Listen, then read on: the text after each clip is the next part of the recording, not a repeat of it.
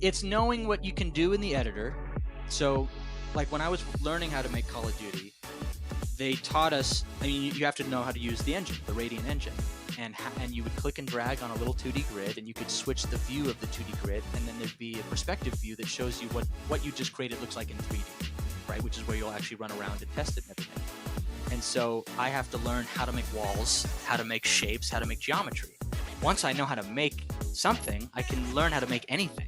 So I distinctly remember, as I was learning it as an intern back in 2019, I would go to a gas station and I would go anywhere. I'd start looking at the architecture and be like, I'm in my mind thinking, I know exactly how to make that shape in the editor. I could make that building in 2 seconds to the metrics that Call of Duty is expected to be within.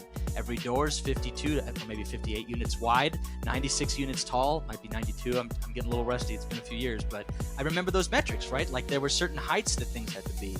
And so some of the tools become your technical execution. I know how to make those shapes, right? But that building looks crazy as hell. I don't have a clue how I would start to make that.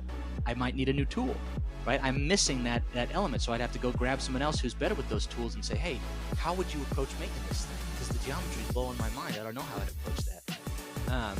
That's one example of a tool. Another one is, how do I get inspiration? What kind of flow state can I put myself in? Is it playing certain games? Is it going for a walk? Is it, going out to eat? Is it listening to certain music? Whatever. Where do I draw the inspiration from in the first place?